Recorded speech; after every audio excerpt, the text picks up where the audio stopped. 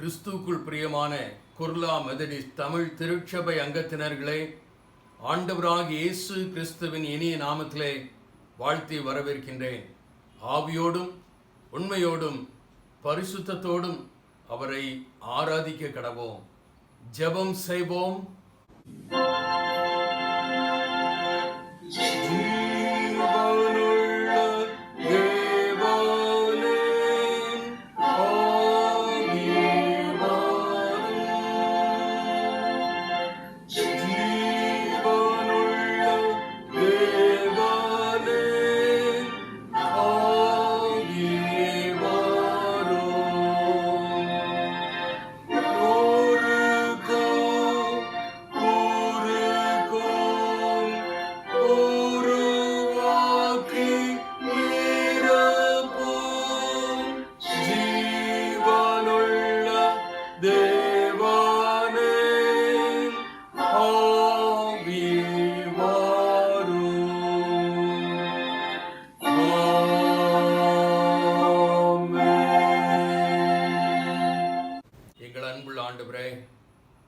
நீர் கிருபையாக ஈவாக தந்த இந்த புதிய வாரத்திற்காக நன்றி ஆண்டவரே.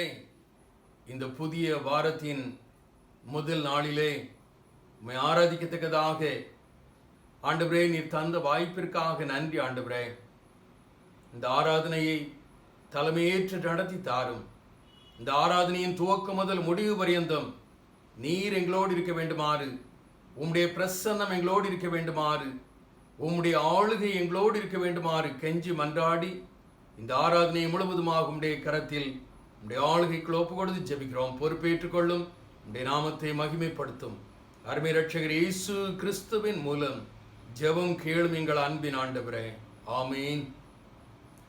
ஆராதனைக்கு ஆரம்பமாக யாவரும் சேர்ந்து எழுந்து நின்று கிறிஸ்து சபை பாமாலைகளில் 21வது பாடல், சேனையின் கர்த்தா சீர்நிறை யெகோவா உம் வாசஸ்தலங்களே எத்தனை இன்பம் கர்த்தனே, என்றும் அவற்றை வாஞ்சித்திருப்பேன் என்ற பாடலை யாவரும் சேர்ந்து எழுந்து நின்று பாடுவோம். கிறிஸ்து சபை பாமாலைகளில் 21வது பாடல்.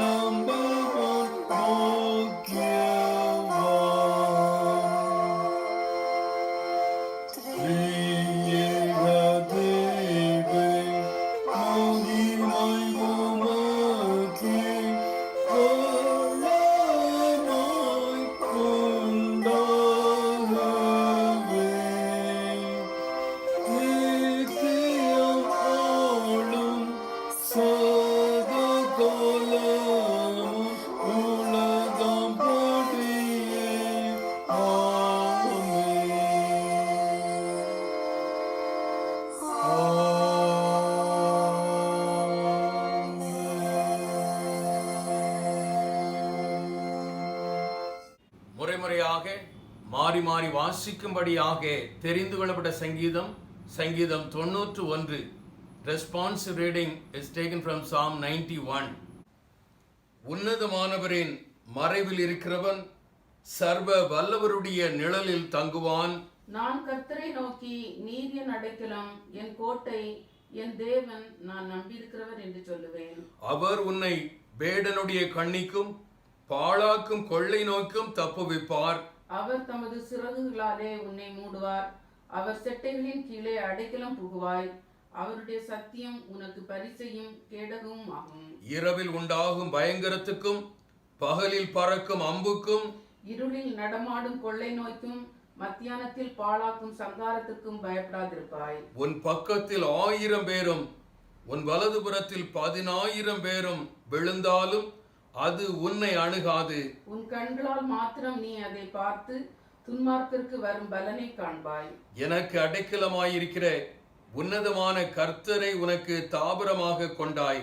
ஆகையால் பொல்லாப்பு உனக்கு நேரிடாது, வாதை உன் கூடாரத்தை அணுகாது. உன் வழிகளிலெல்லாம் உன்னை காக்கும்படி உனக்காக தம்முடைய தூதர்களுக்கு கட்டளையிடுவார். உன் பாதம் கல்லில் இடராதபடிக்கு அவர்கள் உன்னை தங்கள் கைகளில் ஏந்தி கொண்டு போவார்கள். சிங்கத்தின் மேலும் விரியன் பாம்பின் மேலும் நீ நடந்து பால சிங்கத்தையும் வலு சர்ப்பத்தையும் மிதித்து போடுவாய். அவன் என்னிடத்தில் வாஞ்சையா இருக்கிறபடியால் அவனை விடுவிப்பேன். என் நாமத்தை அவன் அறிந்திருக்கிறபடியால் அவனை உயர்ந்த அடைக்கலத்திலே வைப்பேன். அவன் என்னை நோக்கி கூப்பிடுவான், நான் அவனுக்கு மறு உத்தரவு அருளிச் செய்வேன். ஆபத்தில் நானே அவனோடு இருந்து அவனை தப்புவித்து அவனை கனப்படுத்துவேன். யாவரும் சேர்ந்து வாசிப்போம். நீடித்த நாட்களால் அவனை திருப்தியாக்கி என் ரட்சிப்பை அவனுக்கு காண்பிப்பேன்.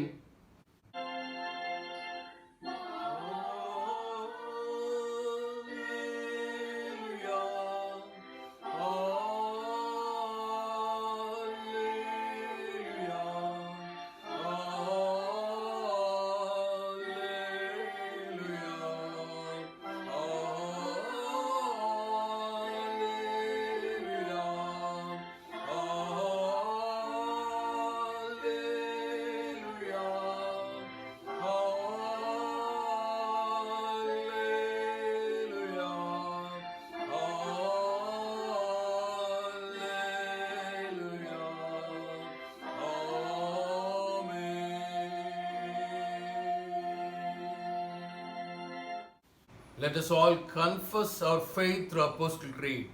அப்போஸ்தல விசுவாச பிரமாணத்தை அறிக்கைச்சுவதன் மூலமாக நம்முடைய விசுவாசத்தை நாம் உறுதி செய்வோம். வானத்தையும் பூமியையும் படைத்த சர்வ வல்லமையுள்ள பிதாவாகிய தேவனை விசுவாசிக்கிறேன். அவருடைய ஒரே குமாரனாகிய நம்முடைய நாதர் இயேசு கிறிஸ்துவை விசுவாசிக்கிறேன். அவர் பரிசுத்த ஆவியினாலே கன்னி மரியாளிடத்தில் உற்பவித்து பிறந்தார்.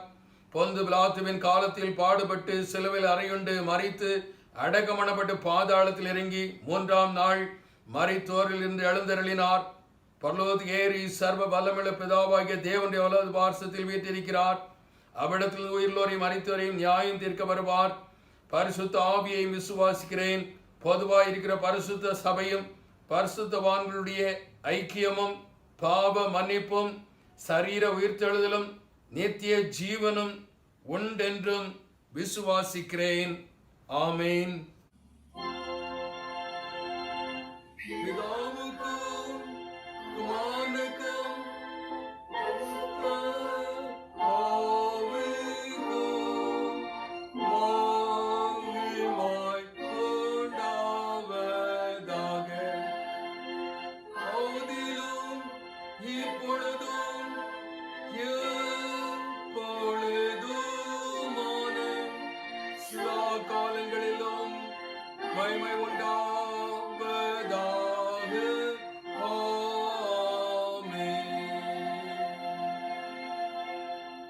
லார்ட்ஸ் பிரேயர், ஆண்டவர் கற்றுத்தந்த இறைவேண்டலை யாவரும் சேர்ந்து சொல்வோம். பரலோகத்தில் இருக்கிற எங்கள் பிதாவே, உம்முடைய நாமம் பரிசுத்தப்படுவதாக, உம்முடைய ராஜ்யம் வருவதாக, உம்முடைய சித்தம் பரலோகத்திலே செய்யப்படுகிறது போல பூமியிலேயும் செய்யப்படுவதாக. எங்களுக்கு வேண்டிய ஆகாரத்தை இன்று எங்களுக்கு தாரும். எங்களுக்கு விரோதமாக குற்றம் செய்கிறவர்கள் நாங்கள் மன்னிக்கிறது போல எங்கள் குற்றங்களை எங்களுக்கு மன்னியும். எங்களை சோதனைகள் பிரவேசிக்க பண்ணாமல் தீமை நின்று எங்களை ரட்சித்துக் கொள்ளும். ராஜ்யமும் வல்லமையும் மகிமையும் என்றென்றைக்கும் உடையவைகளே. ஆமீன். திருமறை பாகம் வாசிக்க கேட்போம். இங்கே தியானத்திற்காக வாசிக்கும்படியாக தெரிந்து கொள்ளப்பட்ட வேத பகுதி தானியேலின் புஸ்தகம் 6ஆம் அதிகாரம் 21ஆம் வசனம் முதல் 28ஆம் வசனம் வரை வாசிக்க கேட்போம். Daniel chapter 6 verses from 21 to 28. தானியேல் 6:21 முதல் 28 வரை. அப்பொழுது தானியேல், ராஜாவே, நீர் என்றும் வாழ்க. சிங்கங்கள் என்னை சேதப்படுத்தாதபடிக்கு தேவன் தம்முடைய தூதனை அனுப்பி அவைகளின் வாயை கட்டி போட்டார். அதேனென்றால் அவருக்கு முன்பாக நான் குற்றமற்றவனாய் காணப்பட்டேன்.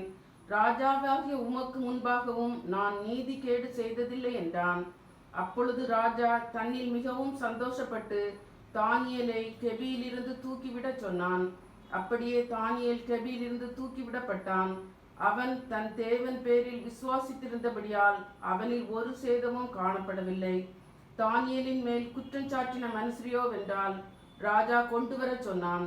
அவர்களையும் அவர்கள் குமாரரையும் அவர்கள் மனைவிகளையும் சிங்கங்களின் கெபியிலே போட்டார்கள். அவர்கள் கெபியின் அடியிலே சேரும் முன்னே சிங்கங்கள் அவர்கள் மேல் பாய்ந்து அவர்கள் எலும்புகளை எல்லாம் நொறுக்கி போட்டது. பின்பு ராஜாவாகிய தரியு தேசமெங்கும் குடியிருக்கிற எல்லா ஜனங்களுக்கும் ஜாதியாருக்கும் பாஷைக்காரருக்கும் எழுதினது என்னவென்றால், உங்களுக்கு சமாதானம் பெருக கடவது. என் ராஜ்யத்தின் ஆளுகைக்குள் எங்கும் உள்ளவர்கள் யாவரும் தானியேலின் தேவனுக்கு முன்பாக நடுங்கி பயப்பட வேண்டும் என்று என்னாலே தீர்மானம் பண்ணப்படுகிறது. அவர் ஜீவனுள்ள தேவன், அவர் என்றென்றைக்கும் நிலைத்திருக்கிறவர். அவருடைய ராஜ்யம் அழியாதது, அவருடைய கர்த்தத்துவம் முடிவு பரியந்தமும் நிற்கும். தானியேலை சிங்கங்களின் கைக்கு தப்புவித்த அவரே தப்புவிக்கிறவரும் ரட்சிக்கிறவரும் வானத்திலும் பூமியிலும் அடையாளங்களையும் அற்புதங்களையும் செய்கிறவருமாய் இருக்கிறார் என்று எழுதினான்.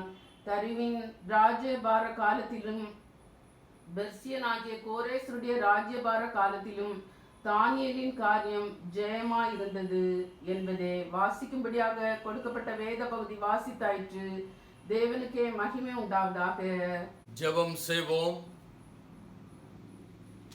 எல்லா நன்மைகளுக்கும் ஊற்றும் மூல காரணருமாகிய எங்கள் அன்பின் ஆண்டவரே, இந்த 10வது மாதத்தின் இறுதி ஞாயிறு ஆராதனையிலே கலந்து கொள்ளத்தக்கதாக எங்களுக்கு தந்த வாய்ப்பிற்காக நன்றி ஆண்டவரே. இந்த ஆராதனையில் கலந்து கொள்கின்ற ஒவ்வொருவரையும் ஆசீர்வதியும், ஒவ்வொருடைய தேவைகளையும் சந்தியும் ஆண்டவரே.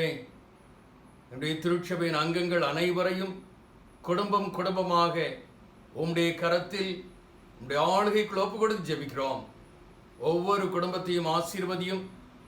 ஒவ்வொரு குடும்பமும் வரும் நாட்களில் ஒவ்வொரு ஸ்தாபனங்களாக உருவாக்கப்பட ஆண்டவர் அனுகிரகம் செய்யும். தேவையோடு இருக்கிற பிள்ளைகளுடைய தேவைகளை சந்தியும். கண்ணீரோடு இருக்கிற பிள்ளைகளுடைய கண்ணீரை துடையும். கசப்பான அனுபவங்களோடு உழந்து கொண்டிருக்கின்ற பிள்ளைகளுடைய கசப்பான அனுபவங்களை இனிமையின் அனுபவங்களாக மாற்றிக்கொடும். கொரோனா வைரஸினாலே பாதிக்கப்பட்டிருக்கின்ற மக்களுக்கு பரிகாரத்தை கட்டளையிடும். கொரோனா வைரஸினாலே பொருளாதாரத்தில் பின்தங்கி இருக்கின்ற மக்களுக்காக நோக்கி பார்க்கிறோம். இழந்து போன யாவற்றையும் பன்மடங்காக பெற்றுக்கொள்ளத்தக்கதான பாக்கியத்தை கட்டளையிடும். கொரோனா வைரஸை ஆண்டவர் அப்புறப்படுத்தும். கொரோனா வைரஸை ஆண்டவர் செயல் இழக்கச் செய்யும். கொரோனா வைரஸை இந்திய தேசத்திலிருந்து அப்புறப்படுத்தும். இந்த கொரோனா வைரஸினாலே தடைபட்டிருக்கின்ற ஆலய ஆராதனைகள் துரிதமாக துவக்கப்பட ஆண்டவரே நீர் அனுகிரகம் செய்தள்ள வேண்டுமாறு நோக்கி கெஞ்சுகின்றோம். இந்திய தேசத்தில் உம்முடைய பணியை செய்து கொண்டிருக்கின்ற ஒவ்வொரு ஸ்தாபனங்கள் மீதும் உற்சாகமான ஆவியை பொழிந்தருளும். இந்திய தேசத்தில் உம்முடைய வார்த்தையை சுமந்து சென்று கொண்டிருக்கின்ற ஒவ்வொரு ஊழியர்கள் மிஷனரிகள் மீதும் உற்சாகமான ஆவியை பொழிந்தருளும். காணப்படுகின்ற தடைகளை அப்புறப்படுத்தும். இந்திய தேசம் சந்திக்கப்பட இந்திய தேசம் கிறிஸ்தவ தேசமாக மாற, இந்திய தேசத்தில் உம்முடைய சிலுவை கொடி பறக்கத்தக்கதாக ஆண்டவரே நீர் செயல்படும். நீர் எங்களுக்கு கொடுத்திருக்கின்ற ஆட்சியாளர்களுக்காக நன்றி. ஆண்டவரே, ஆட்சியாளர்களுக்கு தேவையான ஞானத்தை பரத்திலிருந்து கட்டளையிடும். பாமர மக்களுடைய வாழ்வு வளம் பெறத்தக்கதாக திட்டமிட்டு செயல்படக்கூடிய ஆட்சியாளர்களை எங்களுக்கு தாரும். ஆண்டவரே, அடுத்த மாதத்திலே பீகார் பகுதியிலே நடைபெற இருக்கின்ற சட்டசபை தேர்தலை ஆண்டவர் பொறுப்பேற்றுக் கொள்ளும். உமக்கு சுத்தமானவர்கள் தெரிவு செய்யப்படத்தக்கதாக ஆண்டவர் அனுகிரகம் செய்யும். அமெரிக்க ஐக்கிய தேசத்தின் ஜனாதிபதி தேர்தலுக்காக நோக்கி பார்க்கிறோம். உமக்கு சித்தமானவர்கள் தெரிவு செய்யப்பட, அதன் மூலமாக உம்முடைய நாமம் மகிமை அடைய ஆண்டவர் அனுகிரகம் செய்யும். ஆண்டவரே, இந்த வாரம் முழுவதும் நீர் எங்களுக்கு போதுமானவராக இருந்து எங்கள் கரங்களை பற்றி வழி நடத்தும். நாங்கள் அடியெடுத்து வைக்க இருக்கிற புதிய மாதம் ஆண்டவரே ஆசீர்வாதமான மாதமாக அமைய ஆண்டவர் அனுகிரகம் செய்யும். இந்த நாளிலே உம்முடைய வார்த்தை எங்கள் மத்தியில் பயின்றளிக்க ஆயத்தமாக இருக்கின்ற சகோதரர் விமல்குமார் அவர்களை முழுவதுமாக உம்முடைய கரத்தில் உம்முடைய ஆளுகைக்குள் ஒப்பு கொடுத்து ஜெபிக்கிறோம். அவள் மூலமாக என்னோடு எங்களோடு நீர் பேசும், இடைபடும். மெய்யாகவே உம்முடைய மெல்லிய தொனியை நாங்கள் கேட்டவர்களாக, பரம மன்னாவை உட்கொண்டவர்களாக, தானியேல் புத்தகத்தில் வைக்கப்பட்டிருக்கின்ற மறைபொருள்கள் ஆண்டவரே புரிந்து கொள்ளக்கூடிய விதத்திலே, தெரிந்து கொள்ளக்கூடிய விதத்திலே, அன்மூலமாக ஆண்டவரே உம்முடைய வருகைக்கு நாங்கள் ஆயத்தப்பட ஆண்டவரே நீர் அனுகிரகம் செய்தரல வேண்டுமாறு நோக்கி கெஞ்சுகிறோம். மீண்டும் எங்களை இந்த ஆராதனையை முழுவதுமாக உம்முடைய கரத்தில் உம்முடைய ஆளுகைக்குள் ஒப்பு கொடுத்து ஜெபிக்கிறோம். பொறுப்பேற்றுக் கொள்ளும். உம்முடைய நாமத்தை மகிமைப்படுத்தும். அருமை ரட்சகர் இயேசு கிறிஸ்துவின் மூலம் ஜெபம் கேளும் எங்கள் அன்பின் ஆண்டவரே, ஆமீன். அறிவிப்புகள். மெதரிஸ்ட் மென் பிரேயர் ஃபெலோஷிப் வழக்கம் போல ஆராதனைக்கு பிறகு 10 மணிக்கு நடைபெறும். ஆண்கள் அனைவரும் ஜெபத்தோடு கலந்து கொள்ளும்படியாக உங்களை அன்போடு கேட்டுக்கொள்கிறோம். MYF யூத் மீட்டிங் மாலை 4:30 மணிக்கு ஆராதனைக்கு பிறகு நடைபெறும். வாலிபர்கள் அனைவரும் ஜெபத்தோடு கலந்து கொள்ளும்படியாக கேட்டுக்கொள்கின்றோம். WSS பிரேயர் வழக்கம் போல ஒவ்வொரு நாளும் மாலை 3 மணியிலிருந்து 4 மணி வரை நடைபெறும். பெண்கள் அனைவரும் ஜெபத்தோடு ஜெப ஐக்கியத்தில் கலந்து கொள்ளும்படியாக உங்களை அன்போடு கேட்டுக்கொள்கின்றோம். TWR பைபிள் குயிஸ் காம்படிஷன் வருகின்ற நவம்பர் 29ஆம் தேதி மதியம் 2 மணிக்கு நடைபெற இருக்கிறது. திருமறை பகுதி யாத்ராகமம் முழுவதும் அதற்குரிய ரிஜிஸ்ட்ரேஷன் மற்றும் மேல் விவரங்கள் தெரிந்து கொள்ள மிஸ் ஏஞ்சல் ஞானப்பிரகாசம் அவர்களை அணுகும்படியாக உங்களை அன்போடு கேட்டுக்கொள்கின்றோம்.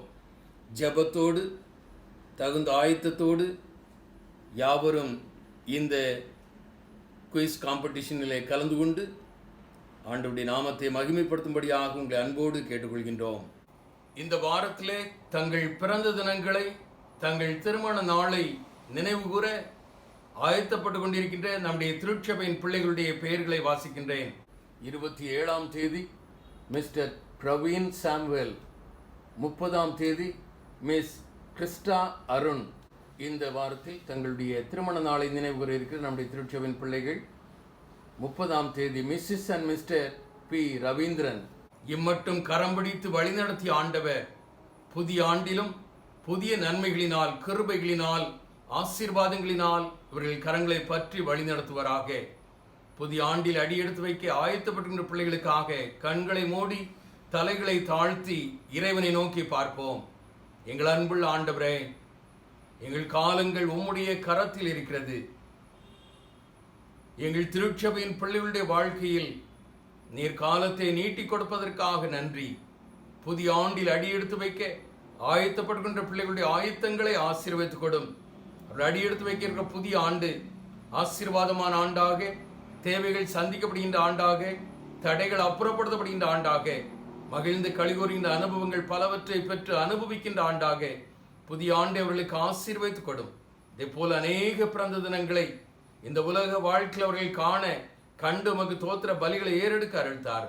அருமை இரட்சகர் இயேசு கிறிஸ்துவின் மூலம் ஜெபம் கேளும் எங்கள் அன்பின் ஆண்டவரே, ஆமீன்.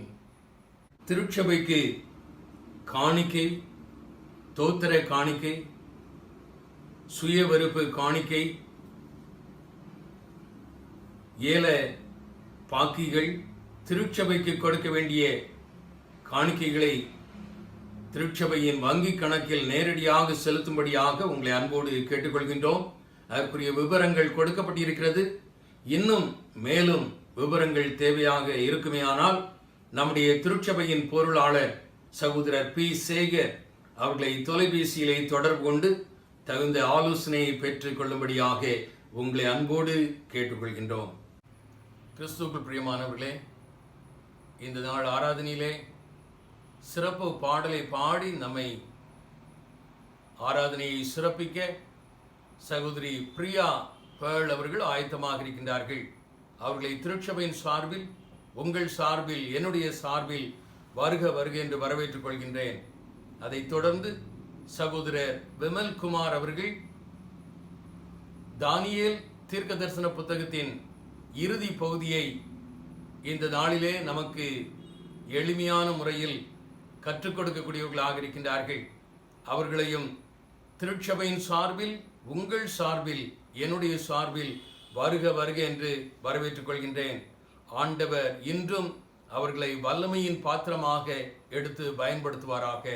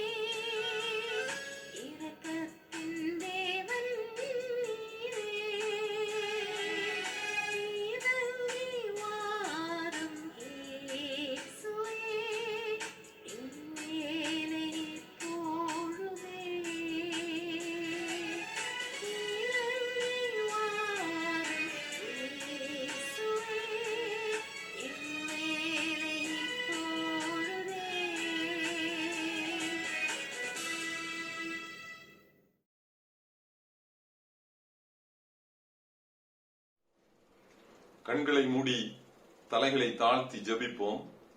நேசிக்கும் நல்ல பிதாவே, இந்த நல்ல அருமையான காலை வேளையை காண கொடுத்த தயவிற்காக நாங்கள் நன்றியோடு உமக்கு ஸ்தோத்திரம் செலுத்துகிறோம். அப்பா ஆண்டவரே, இன்றைக்கு நாங்கள் சிந்திக்கக்கூடிய வேத சத்தியங்கள் எங்களுக்கு பிரயோஜனமாக இருக்கவும், திறந்த மனதோடு அவைகளை ஏற்றுக்கொள்ளவும் நீர் எங்களுடைய இருதயத்தை தயார்படுத்துங்க. ஆசீர்வதியும் வழி நடத்தும். இயேசு கிறிஸ்துவின் மூலம் ஜெபம் கேளும் நல்ல பிதாவே, ஆமென். இன்றைக்கு நாம் தானியேல் தீர்க்கதரிசன புஸ்தகத்தின் 2வது பகுதியை நாம் சிந்திக்க இருக்கின்றோம். 5வது அதிகாரத்திலிருந்து நாம் துவங்குகின்றோம். நேபுகாத் நேச்சாருடைய குமாரன் பெல்ஷாத்சார், இவன் என்ன பண்றாருன்னா, ஒரு 1000 பேருக்கு ஒரு விருந்து தயார் பண்ணுகின்றான். அப்பொழுது திராட்சரசம் பரிமாறப்படுகின்றது. திடீரென்று அவனுக்கு ஒரு ஐடியா ஸ்ட்ரைக் ஆகுது. தன்னுடைய தகப்பனாகிய நேபுகாத் நேச்சார் எருசலேம் தேவாலயத்திலிருந்து கொண்டு வந்த எல்லா பொன் பாத்திரங்களையும் கொண்டு வர சொல்றாரு. அந்த பொன் பாத்திரங்களில் திராட்சரசத்தை ஊற்றி தன்னுடைய பிரபுக்கள், தன்னுடைய மனைவிகள், தன்னுடைய வைப்பாட்டிகள் எல்லோருக்கும் அதை ஊற்றி அருந்து பரிமாறப்படுகின்றது. இப்பொழுது அவர்கள் அதை அறிந்துவிட்டு தங்களுடைய தேவர்களை புகழ்ந்து போற்றுகின்றார்கள், துதிக்கின்றார்கள். ஆண்டவருக்கு ரொம்ப கோபம் வந்தது, உக்கிரம். இப்பொழுது என்ன பண்றாரு, அந்த பெல்ஷாத்சார் உட்கார்ந்திருக்கின்ற பக்கத்தில் உள்ள சுவர்ல சாந்து பூசப்பட்ட ஒரு சுவர் இருந்தது. அதில் விளக்கு வெளிச்சம் தெரிகின்றது. அந்த இடத்தில் மனுஷ கைவிரல்கள் தோன்றி ஒரு சில எழுத்துகள் எழுதப்படுகின்றன. இதை பெல்ஷாத்சார் பார்க்கிறாரு, பயந்து போயிடுறாரு, திகிலடைந்தார். அவருடைய முழங்கால்கள் மோதிக்கொண்டன, முக நாடி வேறுபட்டது, இடுப்புகள் தளர்ந்து விட்டன. என்ன பண்ணன்னு தெரியல, கத்துறாரு. கூப்பிடு எல்லா ஜோசியரையும் சாஸ்திரிகளையும் கல்தையரையும் வர சொல்லு அப்படின்னு சொல்லி எல்லாரும் வரவழைக்கப்படுகின்றார்கள். அவர்கள்ட்ட சொல்றாரு, இந்த பாருங்க, இந்த எழுத்த பாருங்க, இந்த எழுத்தினுடைய விவரத்தை எனக்கு சொல்லணும் நீங்க அப்படின்னு சொல்றாரு. இந்த மக்கள் எல்லாம் பார்த்துட்டு என்ன பண்ணன்னு தெரியல, ஏன்னா ராஜாவே எங்களுக்கு இதனுடைய அர்த்தம் தெரியல, இதை விடுவிக்கக்கூடிய திறமை எங்களுக்கு இல்ல அப்படின்னு சொல்றாங்க. இன்னும் டென்ஷன் ஆயிடுறாரு. இப்பொழுது பிரபுக்கள் எல்லாம் திகைத்து விடுகின்றார்கள். என்ன பண்ணன்னு தெரியல, ராஜாவை எப்படி கூல் டவுன் பண்றது, காம் டவுன் பண்றதுன்னு தெரியல. இதை கேள்விப்பட்ட ராஜாத்தி என்ன பண்றாங்க, விருந்து சாலைக்குள் வர்றாங்க. வந்து ராஜாவே நீர் வாழ்க என்று அவரை வாழ்த்தி விட்டு, இப்பொழுது அந்த ராஜாத்தி வந்து பெல்ஷாத்சாருக்கு ஒரு ஐடியா கொடுக்குறாங்க. இது ஏன் நீங்க இவ்வளவு டென்ஷன் ஆயிட்டீங்க, ஏன் இவ்வளவு பயப்படுறீங்க, திகில் அடைகிறீங்க? நீர் பார்த்த இந்த எழுத்துக்களுக்கு ஒரு விவரத்தை சொல்லணும், இதை விடுவிக்க வேண்டும். இதுதானே உங்க பிரச்சனை. இது ஒரு பெரிய ப்ராப்ளமே இல்லையே.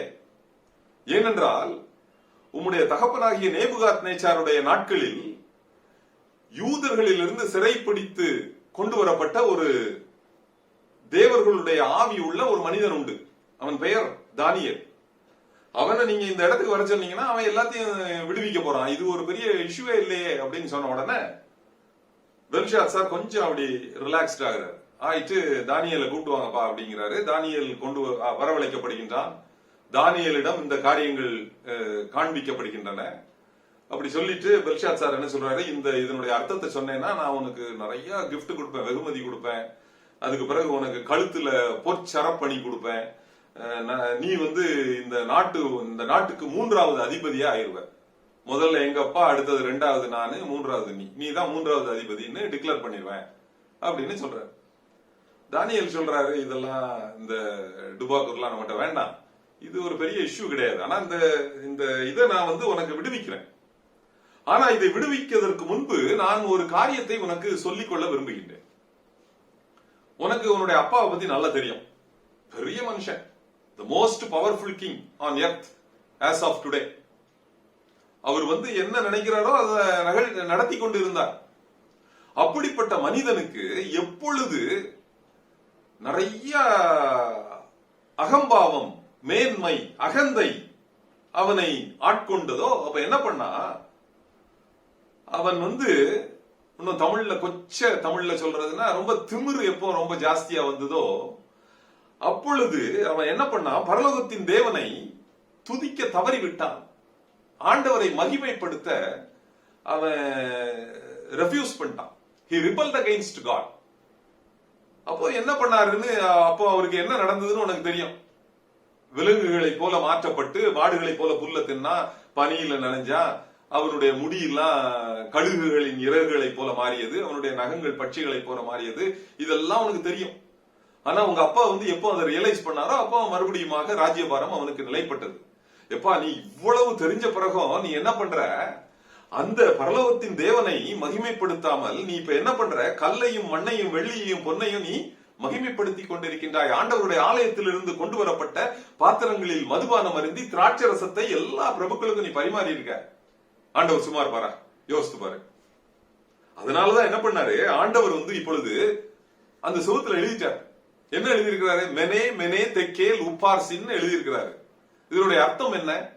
நீ தராசிலே வைக்கப்பட்டு, தராசிலே நிறுத்தி வைக்கப்பட்டு, குறைவுள்ளவனாக காணப்பட்டு, உன்னுடைய ராஜ்யபாரத்திற்கு ஒரு முடிவை கொண்டு வர ஆண்டவர் திட்டமிட்டார். முடிஞ்சு போச்சு. ஆண்டவர் உன்னுடைய ராஜ்யபாரத்தை உன்னிடத்திலிருந்து நீக்கிவிட போகின்றார். இதுதான்ப்பா இதனுடைய அர்த்தம் அப்படின்னு சொன்ன உடனே ராஜாவுக்கு கொஞ்சம் அப்செட் தான். இருந்தாலும் டேனியலுக்கு என்ன பிராமிஸ் பண்ணாரோ அந்த கிஃப்ட் எல்லாத்தையும் கொடுத்து அவனை 3வது அதிபதியாக மாற்றுகின்றார். அன்று இரவு, இந்த விருந்து நடந்த அன்று இரவு, பெல்ஷாத்சார் கொலை செய்யப்படுகின்றான். ராஜ்யபாரம் மாறுகின்றது. ராஜ்யத்தை மேதியனாகிய தரியு மேற்கொண்டு தன்னுடைய கண்ட்ரோல்ல கொண்டு வந்துடுறான். Babylonian kingdom was taken over by or conquered by Medo Persia அப்படின்னு நம்ம போன பகுதியில பார்த்தோம். அந்த பெரிய ஒரு உருவம் பார்த்தோம் பாத்தீங்களா, இமேஜ் பார்த்தோம்ல, அதனுடைய செகண்ட் பார்ட் மீடோ பெர்ஷியா. இப்போ டாரியஸ் தரியு அதை டேக் ஓவர் பண்றாரு. டேக் ஓவர் பண்றதுதான் இதுதான் 5வது அதிகாரம். இப்பொழுது 6வது அதிகாரம் ஸ்டார்ட் ஆகுது. இப்போ டாரியஸ் தரியு ஃபுல் கண்ட்ரோல், அந்த கிங்டம் ஃபுல்லா தன்னுடைய கண்ட்ரோல்ல வச்சிருக்கிறாரு. இப்பொழுது அவர் கம்ப்ளீட்டா அந்த கிங்டம் ரீவாம்ப் பண்றாரு. 120 தேசாதிபதிகளை நியமித்து அந்த 120 பேருக்கும் மேலாக 3 பிரதானிகளை நியமிக்கின்றார். அந்த 3 பிரதானிகளில் பிரதானமான பிரதானி தான் Daniel. So Daniel is now in the most powerful post in the kingdom of Darius. இப்பொழுது அவரை சுற்றி உள்ள அந்த தேசாதிபதிகள் பிரதானிகள் எல்லாருக்கும் பொறாமை டேனியல் மேல. இவனை எப்படியாவது கவுத்தணுமே அப்படின்னு பார்த்துட்டு நிறைய காரியங்களை சிந்தித்து பாக்குறாங்க. இவன் அப்படி இந்த லஞ்சம், ஃப்ராடு, எந்த ஒரு தவறும் செய்யாத ஒரு மனிதன். இப்ப எப்படியாவது இவனை இது பண்ணணுமே, தப்பு கண்டுபிடிக்கணுமே அப்படின்னு என்ன பண்றாங்க? இவரை இவனை நம்ம ஃபால்ட் கண்டுபிடிக்கணும்னா ஒரே வழி, இவனுடைய தேவனை மையப்படுத்தி அவனுக்கும் இவருக்கும் ஏதாவது ஒரு கான்ஃபிளிக்ட் உண்டாக்கணும். அப்படின்னா தான் இவனை நம்ம ஃபால்ட் ஃபைன் பண்ணி ராஜாட்ட ரிப்போர்ட் பண்ண முடியும் அப்படின்னு சொல்லி இந்த தேசாதிபதிகள், பிரபுக்கள் எல்லாரும் சேர்ந்து என்ன பண்றாங்க? ஒரு திட்டம் வகுக்கின்றார்கள். அந்த திட்டத்தை வகுத்து விட்டு நேரா ராஜா கிட்ட போறாங்க, தரியு கிட்ட போறாங்க. தரியு ராஜாவே, நாங்க எல்லாம் ஒரு ப்ரொபோசல் கொண்டு வந்திருக்கிறோம். அடுத்த 30 நாளைக்கு எந்த மனிதனானாலும், உம்முடைய தேசத்தில் உள்ள உம்முடைய ஆளுகைக்கு உள்ளே உள்ள எந்த மனிதனானாலும் என்ன பண்ணணும் அப்படின்னா, யாரையும் நோக்கி விண்ணப்பம் பண்ணக்கூடாது. ஏதாவது வேணும்னா அவர்கள் உங்கள்கிட்ட தான் வரணும், உங்களை நோக்கி தான் விண்ணப்பம் பண்ணணும். எந்த மனுஷன்கிட்டையோ எந்த தெய்வத்தையோ பார்த்து அவர்கள் வணங்கக்கூடாது, விண்ணப்பம் செய்யக்கூடாது. இப்படிப்பட்ட ஒரு தாக்கீதுக்கு கையெழுத்து போடுங்க. ஒரு ஆர்டர், ஒரு ஸ்டாம்ப் பேப்பர்ல கையெழுத்து போடுங்க. உங்களுடைய முத்திரை மோதிரத்தை அதுல பதித்து வைங்க. ஆர்டர் ரிலீஸ் பண்ணுங்க அப்படின்னு சொன்னா raja is really happy. Raja gets impressed about this proposal. அடிச்சு விடுறாரு. இந்த 30 நாளைக்கு யாரும் ஒண்ணும் பண்ணக்கூடாதுப்பா அப்படின்னு இருந்தாலும் டேனியல் இதெல்லாம் பத்தி ஒன்னும் கவலைப்படல. அவர் என்ன பண்ணாரு? அவர் பாட்டுக்கு ஆஸ் யூஷுவலா அவருடைய ரூமுக்கு போறாரு, மேலறைக்கு போறாரு, ஜன்னல் கதவுகளை திறந்து வைக்கிறாரு. 3 நேரமும் பரலோகத்தின் தேவனை நோக்கி விண்ணப்பம் செய்யறாரு. அதை அவரு ஸ்டாப் பண்ணல. such a bold person, he never cares. இத இந்த மக்கள் எல்லாம் பாத்துறாங்க. பாத்துக்கிட்டு நேரா ராஜா கிட்ட சொல்றாங்க, ராஜா நீ போட்ட அந்த தாக்கீதுக்கு அகைன்ஸ்டா ஒருத்தன் விண்ணப்பம் பண்ணிட்டானே, ஒருவேளை நீங்க இந்த விண்ணப்பத்தை மாத்தணும்னு நினைச்சா கூட மாத்த முடியாது. அப்படி நீங்க மாத்தினீங்கன்னா மக்களுக்கு உங்க மேல உள்ள நம்பிக்கை போயிடும் அப்படின்னு ராஜா கேக்குறாரு. ஒரு சின்ன ஆன்சைட்டில, யாருப்பா அப்படி ஒருத்தர் இருக்கிறானா நம்ம கிங்டம்ல அப்படின்னு பார்த்து கேட்டா, இவங்க உடனே பாஞ்சு போய் சொல்றாங்க, அது வேற யாரும் கிடையாது, டேனியல் தான் அப்படிங்கிறாங்க. Raja was shocked. ஏன்னா raja had high hope and high opinion about Daniel. இப்ப என்ன பண்றாரு, ராஜா எப்படியாவது இதை மாத்தணும்னு பார்த்தா ஒன்னும் பண்ண முடியலன்ட்டாங்க. ஒண்ணுமே பண்ண முடியாது ராஜா, இதை நீங்க அப்படியெல்லாம் நினைச்ச மாதிரி எல்லாம் மாத்த முடியாதுன்ட்டாங்க. ராஜா என்ன பண்றாரு, ரொம்ப அப்செட் ஆயிடுறாரு. சாப்பிடல, மதுபானம் அருந்தல, திராட்சை ரசம் குடிக்கல, மியூசிக் கேட்கல, கீத வாத்தியங்கள் கேட்கல, நைட்டு ஃபுல்லா தூங்கல. ஏன் அப்படின்னா அந்த தாக்கீதனுடைய மெயின் கிரக்ஸ் என்ன அப்படின்னா, அப்படி யாராவது விண்ணப்பம் பண்ணினால் அவனை தூக்கி சிங்க கபிக்குள்ள போட்டுறணும். சிங்க கபிக்குள்ள போட்டா என்ன ஆகும், சிங்கம் அவனை சாப்பிட்டுரும் அப்படிங்கிற ஐடியால அவங்க பண்ணது. இப்போ டேனியலை அந்த கபிக்குள்ள தூக்கி போடணும். ராஜா ரொம்ப ட்ரை பண்றாரு அவனை தூக்கி போட விடாம பண்றதுக்கு. ஆனா ஒன்னும் பண்ண முடியல. சரி ஏதாவது பண்ணுங்க அப்படின்ட்டு போயிடுறாரு. இவர்கள் டேனியலை அந்த கெபிக்குள்ள தூக்கி போட்டு அதை ஒரு கல்ல வச்சு மூடிடுறாங்க. மூடிட்டு வந்துடுறாங்க. ராஜா பயங்கர அப்செட்ல இருக்கிறாரு. Full night he did not sleep. காலையிலே எந்திரிச்சிடுறாரு. காலையிலே எந்திரிச்சு சிங்க கபிக்கு பக்கத்துல போறாரு. அப்ப அங்க போயிட்டு அங்க கேக்குறாரு, தானியேலே அப்படின்னு கூப்பிடுறாருங்க. நீ ஆராதிக்கும் உன்னுடைய தேவன் உன்னை தப்புவிக்க வல்லவராய் இருந்தாரா அப்படின்னு ஒரு கேக்குறாரு. அப்போ டேனியலுடைய சவுண்ட் கேக்குது அவருக்கு. தரியு ராஜாவே அப்படின்னு கூப்பிடுறாரு. எவ்வளவு சந்தோஷப்பட்டிருப்பாரு பாருங்க தரியு ராஜா. அப்படிப்பட்ட நேரத்துல அங்க அழகா சொல்றாரு, எப்படியா நீ இந்த சிங்கத்துல இருந்து தப்பிச்ச, சிங்கத்தின் வாய்க்கு அகப்படாமல் அதற்கு உணவாகாமல் எப்படி தப்பிச்ச நீ அப்படின்னு சொல்லும் போது அழகா சொல்றாரு அவரு டேனியல். அந்த பரலோகத்தின் தேவனுக்கு முன்பாக நான் குற்றமற்றவனாய் காணப்பட்டதினால் தேவன் என்னை தப்புவிக்க வல்லவராய் இருந்தார். ஒருவேளை நம்மளால சொல்ல முடியுமா என்று. எவ்வளவு பெரிய ஸ்ட்ராங் பர்சனா இருந்திருக்கிறார் பாருங்க. such an obedient person. ஆண்டவருடைய கட்டளைக்கு, நியாயப்பிரமாணங்களுக்கு, கற்பனைகளுக்கு கீழ்ப்படிந்த ஒரு மனிதன். அவ்வளவு தைரியமா சொல்றாரு. இன்றைக்கு ஒருவேளை நம்மள யாராவது ஒருத்தர் அப்படி சொல்ல முடியுமா? முடியாது, கஷ்டம். we are not perfect people. அப்படி சொன்ன உடனே அவ்வளவுதான். தரியு ராஜாக்கு அப்படி ஒரு ஹாப்பினஸ்ங்க. தூக்குங்கயா டேனியல, உள்ள இருந்து தூக்கி விடுங்க, மேல மேல விட்டு தூக்கி விட்ட உடனே இவனை யாரெல்லாம் இந்த ரூல் போட வச்சு இவன் அந்த சிங்க கவிக்குள்ள போடுவதற்கு காரணமா இருந்தார்களோ அவன் எல்லாத்தையும் கூட்டுவா. அவனை மாத்திரம் கூப்பிட்டு வரக்கூடாது, அவனுடைய மனைவிகள், அவனுடைய குமாரர்கள் எல்லாத்தையும் கூப்பிட்டு உள்ள தூக்கி போடு, இவர்களுடைய வீடுகளை எருக்களமாக மாற்றி போடுங்கள் அப்படின்னு ஒரு கட்டளையை பிறப்பித்து என்ன பண்றாங்க, எல்லாரையும் தூக்கி உள்ள போட்டா அந்த சிங்க கவியில கீழே போய் சேர்றதுக்குள்ளமே அந்த சிங்கம் சாப்பிடுறதுங்க. அப்போ சொல்றாரு இந்த தரியு ராஜா, இப்ப பாத்தீங்களா, தானியேல் ஆராதிக்கின்ற அந்த பரலோகத்தின் தேவன் தான் மெய்யான தெய்வம். அவனுக்கு விரோதமாக இனிமே யாராவது பேசுனீங்க, அந்த தேவனுக்கு விரோதமாக யாராவது பேசுனீங்கன்னா உண்டு இல்லைன்னு பண்ணிடுவேன் அப்படிங்கிறார். இப்படிதான் இந்த 6வது அதிகாரம் முடிகின்றது. அடுத்ததாக இப்பொழுது டேனியல் ஒரு சொப்பனம் காண்கின்றார். என்ன சொப்பனம்? நேபுகாத் நேச்சார் ஒரு பெரிய சிலை பார்த்தாரு பாருங்க, 5 பகுதிகளாக பார்த்தாரு பாருங்க. அதே சொப்பனத்தை வேறு விதமாக காண்கின்றார். யூசுவலா பைபிள்ல ஒரே சொப்பனத்தை 2 தடவை சொன்னாங்கன்னா அதை ஊர்ஜிதப்படுத்துவதற்காக, உறுதிப்படுத்துவதற்காக சொல்லப்படுவது என்று அர்த்தம். கண்டிப்பா இது நிறைவேறுங்க. ஏன்னா it is related to the end time prophecy, eschatological event. இப்பொழுது சமுத்திரத்திலிருந்து ஒரு பூமியில் 4 காற்றுகள் சமுத்திரத்தின் மீது வீசுகின்றன. இப்போ சமுத்திரத்திலிருந்து 4 மிருகங்கள் எழும்பி வருகின்றன. ஒன்றன் பின் ஒன்றாக ஒவ்வொரு மிருகமா ஏறி வருது. முதலாவது ஒரு மிருகம் சமுத்திரத்திலிருந்து ஏறி வருது. அது பார்க்கிறதுக்கு சிங்கம் மாதிரி இருக்கு. அந்த சிங்கத்துக்கு கழுகுகளின் சட்டைகள் கொடுக்கப்படுகின்றது. அதை பார்த்துக்கிட்டே இருந்தா திடீர்னு அது மனுஷனை போல 2 காலில் ஊன்றி நிற்கின்றது. இப்போ அந்த சிங்கத்திற்கு மனுஷ இருதயம் கொடுக்கப்பட்டது என்று போடப்பட்டிருக்கிறது. அப்படி என்றால் இது எதை குறிக்குது?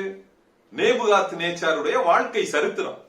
அவன் மிருகமாக மாற்றப்பட்டு மறுபடியுமாக மனிதனாக மாறினான் என்று நாம் லாஸ்ட் டைம் நம்ம இத பத்தி மெடிடேட் பண்ணோம்.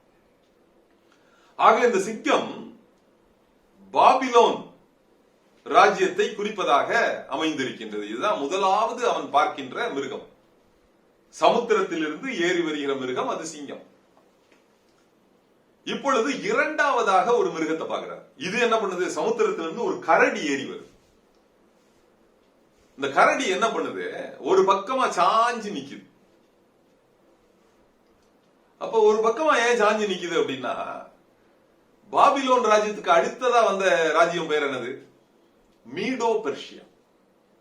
அதுதான் அந்த தரியுங்கிறவன் மேதிய ராஜா.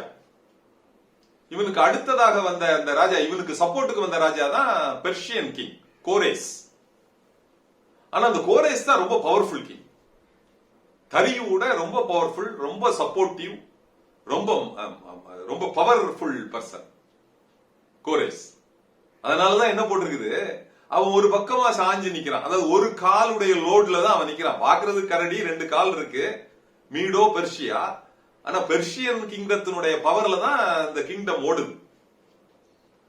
வாயில 3 விலா எலும்புகளை கவ்விக்கொண்டிருந்தது. 3 விலா எலும்புகள்னா என்னது? 3 ராஜ்யத்தை கேப்சர் பண்ணுது. It captured Babylon. The second one is Egypt. The third one is Turkey. 3 விலா எலும்புகளை கவ்விக்கொண்டிருந்தது. வெகு மாம்சம் தின்னென்று அதற்கு கட்டளை பிறப்பிக்கப்படுகின்றது. இதுதான் அந்த இரண்டாவது மிருகத்தினுடைய விளக்கம். இப்பொழுது மூன்றாவது ஒரு மிருகம் சமுத்திரத்திலிருந்து ஏறி வருகின்றது. இது என்னது? சிவிங்கி, லெப்பர்ட். இந்த லெப்பர்டுக்கு என்ன பண்ணுது? 4 தலைகள், 4 பட்சிகளின் சட்டைகள். இதற்கு மிகுந்த ஆளுகை கொடுக்கப்படுகின்றது. அப்ப வாட் டஸ் இட் மீன்? மீடோ பெர்ஷியாக்கு அடுத்தது என்ன வந்தது? கிரீஸ். கிரேக்கர்கள் தான் இந்த உலகத்தை ஆண்டார்கள். இதனுடைய கொஞ்சம் கூடுதல் விளக்கத்தை நம்ம அடுத்த அதிகாரத்தில் பார்க்க போறோம். இந்த 4 தலைகள் எதை குறிக்கிறது என்றால், அது 4 ராஜாக்கள் அதுல இருந்து எழும்பி வர்றாங்க. அதுதான் இது குறிக்குது, கிரேக்க சாம்ராஜ்யம். இதுதான் அந்த மூன்றாவது லெப்பர்ட், சிவிங்கி. 4 தலைகள், 4 பட்சிகளின் சட்டைகள், மிகுந்த ஆளுகை கொடுக்கப்படுகின்றது. அப்ப இந்த 3 இதை ஒன்று பை ஒன்றா நம்ம பார்த்தோம்னா, அடுத்த மிருகம் என்னன்னு தானா நமக்கு தெரியும். அடுத்த கிங்டம் என்னது? கிரீக்க டேக் ஓவர் பண்ணது என்னது? கிரீக்க கான்குவர் பண்ணது என்னது? ரோம். இப்பொழுது 4வது ஒரு மிருகம் சமுத்திரத்தில் இருந்து ஏறி வருகின்றது. இதற்கு பெயர் கொடுக்கப்படவில்லை. ரொம்ப பயங்கரமான ஒரு மிருகம்னு போடப்பட்டிருக்கின்றது. ஆனால் அதற்கு இரும்பு பற்கள். நம்ம உடனே அதை ரிலேட் பண்ணி பார்க்கணும். நம்ம லாஸ்ட் டைம் பார்க்கும்போது அந்த இமேஜில் உள்ள இரும்பு எதை குறித்தது? ரோம். இரும்பு பற்களால் நிறைந்து அது என்ன பண்ணுது? எல்லாவற்றையும் அடித்து நொறுக்கி பட்சித்து தகர்த்து போட்டது அப்படின்னு போட்டிருக்கு. இந்த மிருகத்துக்கு, 4வது மிருகத்திற்கு 10 கொம்புகள் இருந்ததா. அப்ப அந்த 10 கொம்புகள் என்னது? அந்த 10 கொம்புகள் இருந்து கொண்டே இருக்கும் பொழுது அதனுடைய 3 கொம்புகள் பிடுங்கப்பட்டது. 11வதாக ஒரு கொம்பு முளைக்கின்றது, முளைத்து எழும்புகின்றது. அது சின்ன கொம்பு. It's called a little horn. இதனுடைய விளக்கத்தை நம்ம பார்க்க போறோம். மொத்தம் 10 கொம்புகள் இருந்தது. அதுல 3 கொம்புகளை பிடுங்கி போட்டுவிட்டு 11வதாக ஒரு சிறிய கொம்பு முளைத்து எழும்புகின்றது. இது பெருமையானவைகளை பேசுகின்ற வாய், மனுஷனுடைய கண்கள், பரிசுத்தமானவருக்கு விரோதமாக பேசக்கூடிய பெருமையான வாய். இதற்கு பருமனாக தோன்றிய ஒரு உருவம் காணப்படுகின்றது. இதை நாம் ஒருவேளை சரித்திரம், இது சரித்திரம், இதெல்லாம் நிறைவேறிய சரித்திரங்கள், fulfilled prophecies. அதாவது ரோம் 4வது ராஜ்யத்தை ஸ்தாபிப்பதற்கு 10 நாடுகளை கூட்டமைப்பாக அது உருவாக்கியது. அதுல முதல் 7 நாடுகள் என்னன்னு பாத்தீங்கன்னா, Italy, Germany, France, Swiss, Spain, Portugal, England. இந்த 7 நாட்கள் வந்து 7 ராஜ்யங்கள் வந்து ரோமுக்கு சப்போர்ட். 3 ராஜ்யங்கள் சப்போர்ட் பண்ண மாட்டேன்ட்டான். யாரு? Vandals, Heruls and Ostrogoths. இந்த 3 பேர் என்ன பண்ணிட்டான்? இவனுக்கு சப்போர்ட் பண்ணல ரோமுக்கு. உடனே என்ன பண்ணா? அந்த ரோம் தான் யாரு? Little horn. இந்த லிட்டில் ஹார்ன் என்ன பண்ணுச்சு? இந்த 3 கொம்புகளை பிடுங்கி போட்டுருச்சு, அழித்து போட்டு விட்டது. வேதம் உறுதிப்படுத்துகின்றது. இப்பொழுது ரோமாக எழும்பிய அந்த ரோமன் கிங்டம் வந்து என்ன பண்ணுச்சு? பரிசுத்தமானவருக்கு விரோதமாக அது செயல்பட்ட காரணத்தினால் கடைசி அந்த ரோம என்ன பண்ணுச்சு? இது 4வது மிருகத்தை தான் நாம சிந்தித்துக் கொண்டிருக்கின்றோம். அது என்ன பண்ணுச்சு? அந்த 4வது மிருகம், அந்த சின்ன கொம்பு அழிக்கப்பட்டது. இந்த 4வது மிருகத்தில் உள்ள அந்த சின்ன கொம்பு அழிக்கப்பட்டது. ஏன் அப்படின்னா, இந்த சின்ன கொம்பு என்ன பண்ணுச்சு அப்படின்னா, காலங்களையும் சமயங்களையும் கட்டளைகளையும் ஆண்டவருடைய கற்பனைகளையும் நியாய பிரமாணங்களையும் மாற்றி போட்டது. ஒருவேளை நாம் சற்று ஆழமாக சிந்திப்போம் என்றால், ரோம் தான் என்ன பண்ணுச்சு? சண்டே லா கொண்டு வந்து. ஒருவேளை நாம் இன்று அனுசரிக்கின்ற அந்த சண்டே லா என்பது தவறு என்பது நாம் எல்லோருக்கும் தெரிந்த விஷயம். சண்டே என்பது வாரத்தின் முதல் நாள், அது ஓய்வு நாள் கிடையாது. அதே போல நாம் கொண்டாடுகின்ற கிறிஸ்துமஸ் எடுத்துக்கோங்க. 25th of December is a festival of sun god celebrated by the Europeans, Western countries. ஆனா நாம் அதுதான் நாம அனுசரித்துக் கொண்டிருக்கின்றோம். ஈஸ்டர், இஷ்டார் என்பது பாபிலோனிய தேவதையினுடைய ஒரு பெயர். அதை மருவி வந்ததுதான் ஈஸ்டர். இப்படி அநேக சம்பிரதாயங்களை, பழக்க வழக்கங்களை நாமும் அனுசரித்துக் கொண்டிருக்கிறோம். இதற்கு நாம் விதிவிலக்கல்ல. ஆண்டவருக்கு விரோதமாக செயல்பட்டுக் கொண்டிருப்பதில் நாம் விதிவிலக்கல்ல. அங்க என்ன சொல்றாரு ஆண்டவர்? இந்த சின்ன கொம்பை அழித்து போட்டார். The little horn is a typo of Antichrist. Is a typo Antichrist. இது அந்தி கிறிஸ்துவின் நிழலாட்டம். ஆனா ஆண்டவர் என்ன சொல்றாரு? வேதம் என்ன கூறுகின்றது? 7வது அதிகாரம் என்ன சொல்லுது? இந்த சின்ன கொம்பு அழிக்கப்பட்டது என்று போடப்பட்டிருக்கின்றது. ஒருவேளை நீங்கள் வெளிப்படுத்தின விசேஷத்தை சற்று ஞாபகப்படுத்தி பார்ப்பீர்கள் என்றால், 5வது மிருகம் 13வது அதிகாரத்தில் போடப்பட்டிருக்கின்றது. சமுத்திரத்திலிருந்து 5வது மிருகம் ஒன்று எழும்பி வரும். அதை நம்ம ஏற்கனவே சிந்தித்து விட்டோம். அதுதான் அந்தி கிறிஸ்துவின் ராஜ்யம். அதுல இஃப் யூ ரிமெம்பர், சாவுக்கேதுவான காயம்பட்ட ஒரு கொம்பு என்னது? அது சொஸ்தமாக்கப்பட்டது. What does it mean? The Rome will again revive. சாவுக்கேதுவான காயம் சொஸ்தமாக்கப்பட்டது. எங்க 13வது அதிகாரம் வெளிப்படுத்தின விசேஷத்துல போடப்பட்டிருக்கோம். அங்கேயும் 10 கொம்பு இருக்கும். அதுல ஒரு கொம்பு தான் இந்த கொம்பு. சோ இப்படிதான் இந்த 7வது அதிகாரம் முடியுது. இப்பொழுது 8வது அதிகாரத்திற்காக நாம் கடந்து செல்வோம். இப்பொழுது அங்க டேனியல் வந்து இப்ப இன்னொரு தரிசனத்தை காண்கின்றார். இந்த தரிசனம் என்னது? இப்பொழுது ஒரு ஆட்டுக்கடாவை பார்க்கிறாரு. இந்த ஆட்டுக்கடாவுக்கு 2 கொம்புகள் காணப்படுகின்றது. இந்த 2 கொம்புகள்ல 2வதாக உள்ள கொம்பு உயர்ந்த கொம்பு. அந்த கொம்பு வந்து லேட்டா முளைக்குதான்.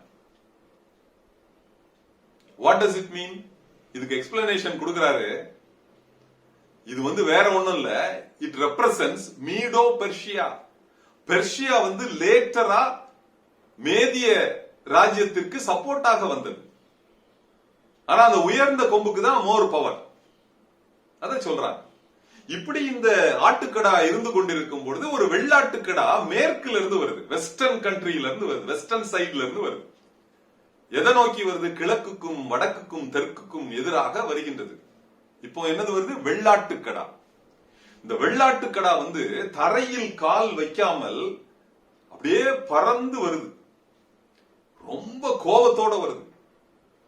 அது 2 கண்களுக்கு நடுவாக ஒரு கொம்பு காணப்படுகின்றது. அந்த கொம்பை வச்சு என்ன பண்ணுது? இந்த ஆட்டுக்கடாவை நேரா போய் குத்தி கீழே தள்ளி விட்டு அதை சிதைத்து போடுகின்றது. யாராலையும் அதை கண்ட்ரோல் பண்ண முடியல. அப்ப இந்த மொது கொம்பு பாக்குறீங்க பாருங்க, இந்த வெள்ளாட்டுக்கடா என்னதுன்னு போட்டிருக்குது. இதை உறுதிப்படுத்துகின்றது. இது கிரேக்கு தேசத்தின் முதலாவது ராஜா லெப்பர்ட். அந்த முதலாவது ராஜா அப்படி நல்ல ரொம்ப பவர்ஃபுல்லா இருக்கிறான். யார் அந்த ராஜா? கிரேக்க ராஜா அலெக்சாண்டர் தி கிரேட். சரித்திரம், ஃபுல்ஃபில்டு ப்ராபசி. அப்ப அந்த அலெக்சாண்டர் தி கிரேட் ரொம்ப பவர்ஃபுல்லா இருக்கும்போது ரொம்ப யங் ஏஜ்ல செத்து போயிட்டான். அவன் செத்து போன பிறகு அவனுடைய ராஜ்யத்தை 4 மிலிட்டரி ஜெனரல்ஸ் டேக் ஓவர் பண்றாங்க. 4 பேரு, செலூக்கஸ், டாலமி, லிசிமாக்கஸ், கசாண்டர் அப்படின்னு 4 கிங்ஸ் டேக் ஓவர் பண்றாங்க. அப்படி இந்த மக்கள் டேக் ஓவர் பண்றதுதான் என்னது? லெப்பர்டுக்கு 4 தலைகளை பாத்தீங்க, 4 பட்சிகளின் சட்டைகளை பாத்தீங்க. அதுதான் இந்த கிரேக்க ராஜ்யமானது 4 பகுதிகளாக பிரித்து 4 மிலிட்டரி ஜெனரல்ஸ் ஹேண்ட் ஓவர் பண்றாரு. அதுதான் டேனியல் அந்த சமுத்திரத்தில் காணப்பட்ட மிருகத்தினுடைய அந்த சிவிங்கியில பாக்குறாரு. இந்த 4 ராஜாக்கள்ல ஒரு ராஜா, அதாவது ஒரு கொம்புல இருந்து, செலூக்கஸ் டைனாஸ்டியில இருந்து இன்னொரு சிறிய கொம்பு முளைக்கின்றது. லிட்டில் ஹார்ன், டிப்போ ஆன்டி கிரைஸ்ட். இது இவனுடைய பெயர் என்னது? Antiochus Epiphanes. Antiochus Epiphanes. இவன் என்ன பண்றான்? இவன் உன்னதமானவருக்கு விரோதமாக அந்த எருசலேம் தேவாலயத்தில் ஆண்டவருடைய பலி செலுத்துவதை நிறுத்துகின்றான். பன்றிகளை தகன பலியிடுகின்றான். பலி செலுத்த வைக்கிறான், போர்ஸ் பண்றான், ரூல கொண்டு வர்றான். அப்ப டேனியல் இதெல்லாம் பார்த்துக்கிட்டு அப்படி ரொம்ப வெக்ஸ் ஆகி போயிடுறாரு. கேட்கிறாரு அவர்கிட்ட, இந்த மெசேஜ் சொல்ற தூதன்ட்ட கேட்கிறாரு, இதெல்லாம் எவ்வளவு நாளியா போகும் அப்படிங்கும் போது, இது 2300 ராப்பகல் செல்லும். எக்ஸாக்டா ஹிஸ்டரியில செக் பண்ணி பாத்தீங்கன்னா இந்த ஆன்டியோகஸ் எபிஃபானஸ் அரசாண்ட நாட்களில் சரியாக 6.25 வருஷம் 2300 ராப்பகல்கள் ஆண்டவருடைய எருசலேம் ஆலயத்தில் அன்றாட பலி செலுத்துவது நிறுத்தப்பட்டு அங்கு பன்றிகள் பலியாக செலுத்தப்பட்டது என்று சரித்திரம் உறுதிப்படுத்துகின்றது. Fulfilled prophecy. இப்படிதான் 8வது அதிகாரம் முடியுது. இப்பொழுது 9வது அதிகாரம். இப்பொழுது 9வது அதிகாரத்துல டேனியல் எரேமியா புஸ்தகத்தை வாசித்துட்டு இருக்கிறார். இப்ப இந்த எரேமியா புஸ்தகத்தை வாசித்துட்டு இருக்கும் போது அங்கு 70 வருடங்கள் இந்த யூத ஜனங்கள் பாபிலோன் ராஜ்யத்தில் சிறை கைதிகளாக பாடு அனுபவிப்பார்கள் என்று போடப்பட்டிருக்கும். இப்போ இதை தெரிஞ்சுக்கிறாரு. Almost nearing completion. 70 வருஷம் முடிய போகுது. பாபிலோனுக்கு 70 வருஷம் முடிய போகுது. அப்ப ஃபார் எக்ஸாம்பிள் நீங்க டேனியல்லாம் 20 வயசுல வாலிபனா வந்திருக்கான்னு தான் போட்டிருக்கு. 20 வயசுனா இப்ப 70 வயசு முடிய போனா இஸ் ஆல்மோஸ்ட் 90 இயர்ஸ் ஓல்டு. இப்போ இப்பொழுது இந்த எரேமியா தீர்க்கதரிசி புத்தகத்தை பார்த்தா அவர் அழகா போட்டிருப்பார். பாபிலோன்ல என் மக்கள் 70 வருஷம் பாடு அனுபவிப்பான். பாடு அனுபவிச்சவரை திருப்பி அந்த ராஜா கோரேஸ்ங்கிற ராஜா திருப்பி அனுப்பிடுவான் எருசலேம் தேவாலயத்தை கட்டுறதுக்கு. மக்கள் எல்லாத்தையும் திருப்பி அனுப்பிடுவான். பயங்கர ஹாப்பி ஆயிடுறாரு. உடனே என்ன பண்றாரு? முட்டிங்கால் போடுறாரு. முழங்கால் போட்டு ரெட்டு உடுத்தி சாம்பல்ல உட்கார்ந்து உபவாசம் இருந்து ஆண்டவர்கிட்ட மன்னிப்பு கேட்கிறார். ஆண்டவரே, எங்களுடைய ராஜாக்கள்ல இருந்து, எங்களுடைய பிரபுக்கள்ல இருந்து, எங்களுடைய ஜனங்கள்ல இருந்து எல்லாம் பாவம் செஞ்சிட்டோம். உங்களுடைய வார்த்தைகளுக்கு மீறினோம். நீ சொன்ன கட்டளைகளை கேட்கல, கற்பனைகளுக்கு ஒபே பண்ணல. மன்னிச்சிருங்க சாமி, மன்னிச்சிருங்க. உம்முடைய மனம் இறங்க வேண்டும் என்று நான் கதறுகின்றேன், கெஞ்சுகின்றேன். என்னுடைய எல்லா ஜனங்களுக்காகவும் on their behalf I am submitting my supplication. மன்னிச்சிருங்க அப்படின்னு கேட்கும் போது ஆண்டவர் அவருக்கு கிருபையா இறங்கி இப்ப கேப்ரியல் அனுப்புறார். கேப்ரியல் வர்றார். இப்ப கேப்ரியல் டேனியலை பாக்குறாரு. அப்பா, நான் உன்னைய பாக்குறதுக்காக கடவுள் என்னை அனுப்பிச்சிருக்கிறார், ஆண்டவர் அனுப்பிச்சிருக்கிறாரு. உன்னுடைய விண்ணப்பம் எங்களுக்கு கேட்கப்பட்டது. ஆனா அந்த மக்கள் அனுபவிக்க வேண்டிய தண்டனை இந்த 70 வருடம் மாத்திரம் கிடையாது. ஏன்னா அதை விட ஜாஸ்தியா பண்ணிட்டாங்க. இப்ப இந்த 70 வருடம் நீ போனாலும் இன்னும் இந்த மக்கள் அனுபவிக்க வேண்டிய பாடுகள் 70 வாரங்களாக உனக்கு கொடுக்கப்படுகின்றது. இது டேனியலுக்கு கொடுக்கப்படுகின்ற ப்ராபசி. அது எரேமியாவுடைய 70 வருடங்கள். இப்ப டேனியலுக்கு 70 வீக்ஸா கொடுக்கறாங்க. அந்த 70 வீக்ஸ்ல என்ன நடக்கும்னு சொல்றாரு ஆண்டவர். இந்த மக்களுடைய பாவங்களை தொலைக்கிறதற்கு, இவர்களுடைய பாவங்களை மீறுதல்களை தவிர்க்கிறதற்கு, இவர்கள் சுத்திகரிக்கப்படுவதற்கு, இவர்களை பரிசுத்தமாக்குவதற்கு உன் ஜனத்தின் மேலும் உன் பரிசுத்த நகரத்தின் மேலும் 70 வாரங்கள் செல்லும் போடுறார். அதுல ஒருவேளை நீங்கள் அந்த அதிகாரத்தை எடுத்து வாசித்து பார்ப்பீர்கள் என்றால் 69 வாரங்கள் முடிந்து விட்டது. இதில் போடப்பட்டிருக்கின்ற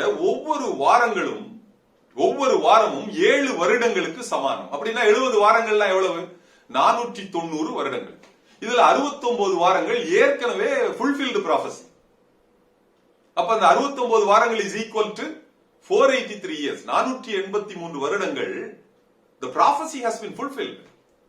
இன்னும் இருக்கக்கூடியது ஒரே ஒரு வாரம் தான். that the last 70th week is called the tribulation period, which is equivalent to 7 years. இந்த ஒரு அடிப்படையில் தான் உபத்திரவ காலம் என்பது 7 வருடம். அந்த 7 வருடத்தின் போது இந்த உலகம் முழுவதும் அந்தி கிறிஸ்துவின் ஆளுகைக்குள் ஒப்புக் கொடுக்கப்படும் என்று நாம் கூறுகின்றோம். அப்ப அந்த 7 வருடங்கள் என்ன நடக்குங்கிறது தான் அங்க மறுபடியும் அவர் சொல்றார். டேனியல் சொல்றார், அவன் ஒரு வாரம் அளவும் அநேகருடன் உடன்படிக்கை ஏற்படுத்தி அந்த வாரம் பாதி சென்ற பின்பு அந்த உடன்படிக்கையை முறித்து பலியையும் காணிக்கையையும் நிறுத்தி போடுவான். பாழாக்கும் அருவருப்போடே செட்டைகளோட பாழாக்குகிறவன் வந்து இறங்குவான். நிர்ணயிக்கின்ற நிர்மூலம் முடியும் வரை சொரியும். எண்டு வரைக்கும் போகும். என்ன சொல்றாரு அப்படின்னா, அந்த வசனத்துடைய அர்த்தம் என்ன? 7 வருஷத்துல 3.5 வருஷம், 7 வருஷத்துல முதல்ல சர்ச் பில்ட் பண்ணிடுவாங்க. எருசலேம் டெம்பிள் பில்ட் ஆயிரும். அது 3.5 வருஷம் போன பிறகு நிறுத்திடுவார். பலி செலுத்த கூடாதுமா. ஏன்? அவனுடைய விக்கிரகத்தை அங்க வச்சிருவான். வாழாக்குகிற அருவருப்பை அங்க வந்து நிறுத்திடுவான். ஏசாமி மத்தேயு 24 இதே வசனத்தை கோட் பண்றாரு. பாழாக்கும் அருவருப்பை குறித்து தானியேல் தீர்க்கதரிசி சொல்லி இருக்கிறானே, அதை நீங்கள் பரிசுத்த ஸ்தலத்தில் நிற்க காணும் போது யூதேயாவில் உள்ளவர்கள் மலைகளுக்கு ஓடிப்போங்கள். சோ இப்படி நிறைய கன்ஃபார்ம் பண்றார். இதுதான் the 70 weeks of Daniel.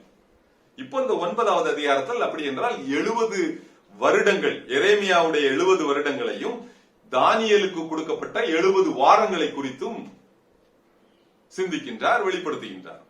இப்பொழுது 10வது அதிகாரம். இப்பொழுது கோரேஸ் டேக் ஓவர் பண்றார். கோரேஸ் பவருக்கு வந்துடுறாரு. இப்பொழுது டேனியல் இன்னொரு ட்ரீம், இன்னொரு கனவு காண்றாரு, சொப்பனம் காண்றாரு. இந்த சொப்பனத்தை கண்டவன ரொம்ப அப்செட் ஆயிடுறாரு. சாப்பிட மாட்டாரு, உபவாசம் இருக்கிறாரு, நல்ல இறைச்சி கிடையாது, பரிமள தைலம் பூசிக்கலாங்கிறாரு. ஏன்னா அவ்வளவு அப்செட். ஏன் அப்படின்னா இது ஒரு நீண்ட யுத்தத்தை குறிக்கின்றது. ஒரு நீண்ட யுத்தமானது டேனியலுக்கு வெளிப்படுத்தப்படுகின்றது. அப்படி வெளிப்படுத்தப்படும் போது முதல்ல யார பாக்குறாரு? மனுஷகுமாரனை பாக்குறாரு. வெளிப்படுத்தினல் விசேஷம் 1வது அதிகாரத்தில் யோவானுக்கு எப்படி மனுஷகுமாரன் வெளிப்படுத்தப்பட்டாரோ அதே ஃபேஷன்ல வெளிப்படுத்தப்படுறார். அப்படியே பிரைட்டா இருக்கிறாரு, பிரகாசமா இருக்கிறாரு. கண்கள் அக்னி ஜுவாலையை போல இருக்கு, கால்கள் வெண்கலத்தை போல பிரகாசிக்கின்றது.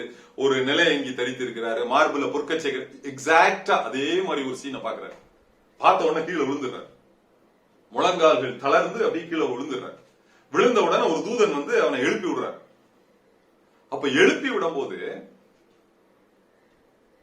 எழுப்பி விட்டு என்ன சொல்றாரு? இங்க பாருப்பா, நீ 3 வாரமா ஃபாஸ்டிங்ல இருக்க எனக்கு தெரியும். ஆனா நீ முதல்ல ஜெபம் பண்ணும் போதே ஆண்டவர் வந்து என்னை அனுப்பிட்டார், பரலோகத்துல இருந்து அனுப்பிட்டார். ஆனா வான மண்டலங்களில் உள்ள பொல்லாத ஆவிகள் என்னை உன் பக்கத்துல இந்த நியூஸை சொல்ல விடாம தடுத்து கொண்டிருந்தது.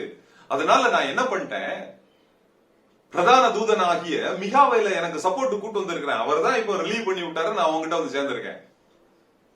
இப்போ இந்த யுத்தத்தில் முதலாவது பகுதி என்னது அப்படின்னா, இப்போ வந்து இந்த கிரேக்க சாம்ராஜ்யம் வந்து இந்த பெர்ஷிய சாம்ராஜ்யம் வந்து இதற்கு முடிவு காணப்பட போகின்றது. இந்த பெர்ஷிய சாம்ராஜ்யத்தை கிரேக்க சாம்ராஜ்யம் டேக் ஓவர் பண்ண போகுது, கான்கோர் பண்ண போகுது. ஏன்னா அவர் அந்த பீரியட்ல தான் இருக்கிறார், கோரேஸ் பீரியட்ல தான் இருக்கிறார். அதை வெளிப்படுத்துறார். முதல் காரியம் வெளிப்படுத்தப்படுகின்றது. இதுதான் 10வது அதிகாரம். இப்பொழுது 11வது அதிகாரத்துல என்ன பண்றாரு? இப்போ அந்த பெர்ஷியன் கிங்டத்தை எது டேக் ஓவர் பண்ணுது? கிரீக். அந்த கிரீஸ் கிங்டம்ல எத்தனை பேர் இருந்தாங்க? 4 ராஜாக்கள் எழும்பினாங்க. அந்த 4 ராஜாக்கள் யாரெல்லாம்? செலூக்கஸ், டாலமி, லிசிமாக்கஸ், கசாண்டர். இதுல 2 ராஜாக்கள் ரொம்ப பவர்ஃபுல்லா இருந்தாங்க. ஒருத்தன் வந்து டாலமி. டாலமினா யாரு? நம்ம சரித்திர புஸ்தகத்துல படிச்சிருப்போம். டாலமினா ஈஜிப்ட் ஆண்டவர். செலூக்கஸ்னா யாரு? சிரியா ஆண்டவர். இவனுக்கு 2 பேரும் முழு நேரம் சண்டை போட்டுக்கிட்டே இருப்பாங்க.